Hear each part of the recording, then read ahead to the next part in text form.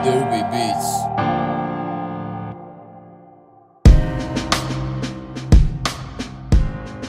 What's your name, sir? My name is Timon Oviame. How old were you when the cancer was diagnosed? If I get it right, the first time was diagnosed, I think I was 45, about 2 or 3 years ago. That was when the whole symptom started, and an MRI test revealed that there was a tumor on the bone.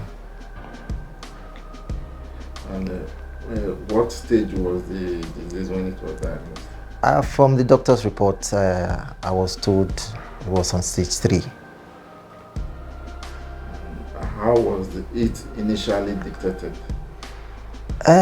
Well, I started feeling pains, which was unusual to me, and I asked a lot of things. Like very Nigerian, we try to take pain reliever for things like that, but it was persistent. Knowing my body, I had to seek the professional advice from an orthopedic doctor, who advised me that I should take an MRI test. It was the MRI test that now revealed that there was something unusual at the knee. Every other person was telling me I was having an early sign of arthritis, which was not true to that. But then, after the MRI test, the whole story changed, and that was where we came to this issue, and I was referred to an oncologist. How did you feel when you first received the news?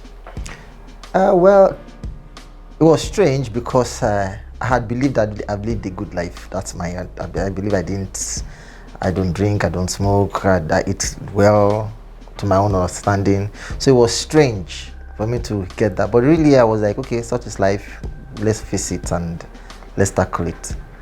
So it was not something that took me off balance, but then I knew quite well that I was going to survive it somewhere, somehow, with good people around me. Has this kind of thing happened to anybody in your family in the past? None that I can remember. The only thing that has to do with cancer in my family was probably my father, who had prostate cancer. So outside that, I can't remember any of my family member, grandfather, mother having something like this. When you were diagnosed with this cancer, did you have any support network?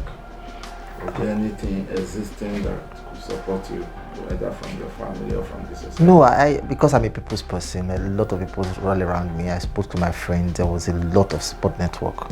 In fact, I told my class of secondary school I came from, they all rallied around me. It was an overwhelming support around me, and except for people who don't have people around.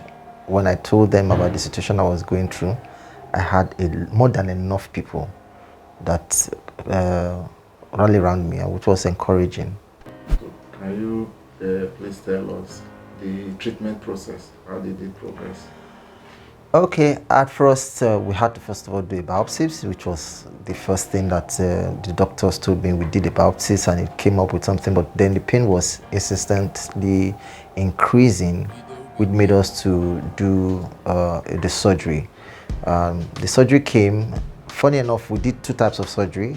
The first surgery was supposed to be a curettage, which we did. I was hoping that will solve it, but a couple of months down the line, it was looking more aggressive than what the ossifying fibroma that was diagnosed. The doctors was like, it shouldn't behave like that, but it was behaving as if it was something malignant like that. But then we had to go confirm the test. I was sent the test abroad for check.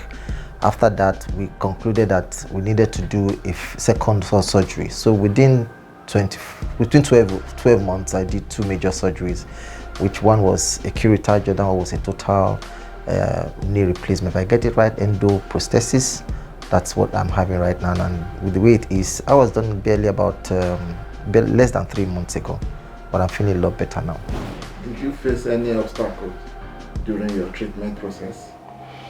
Obstacles in what ways? Was there any impediments? Were there financial challenges?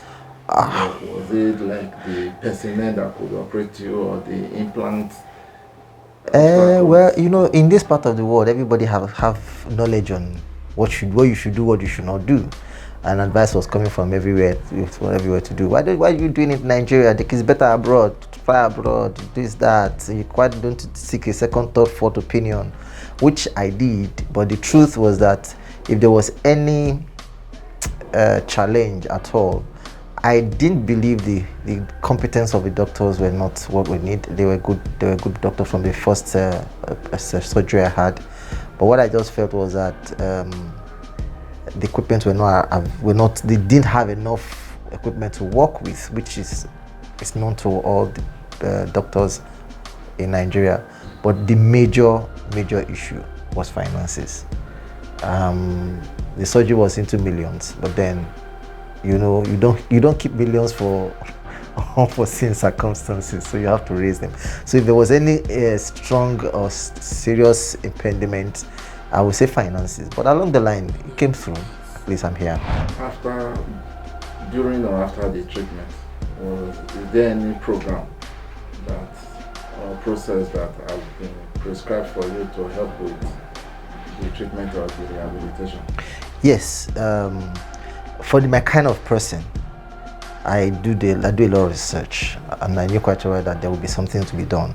But the doctors are magnanimous enough. They have told me that I need physiotherapists. So right now I'm seeing the physiotherapy on a weekly basis to help get back the function of the leg and the limb back. So I think with the physiotherapy and the regular clinic days, I meet them. They have clinic time. I see the doctor regularly.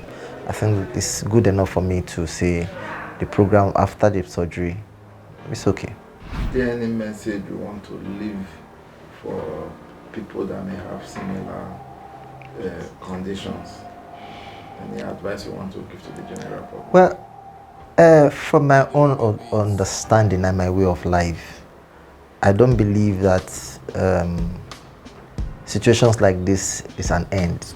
To some people, when you hear they have cancer, sometimes it's like a death sentence. My own is just like I knew quite well that I'm going to come out of it, and I'll tell anybody, people have come out of it before. When you hear that, or if you peradventure you know somebody that is going through that, it's not a death sentence. Believe in yourself and believe in the hands that, let me put it this way, doctors, all those people that are helping to save your life, what they can do, they will do, but then God will ultimately heal. So what I will advise them is that don't think that is the end when it is diagnosed. Just be positive on our outlook. It's never the end.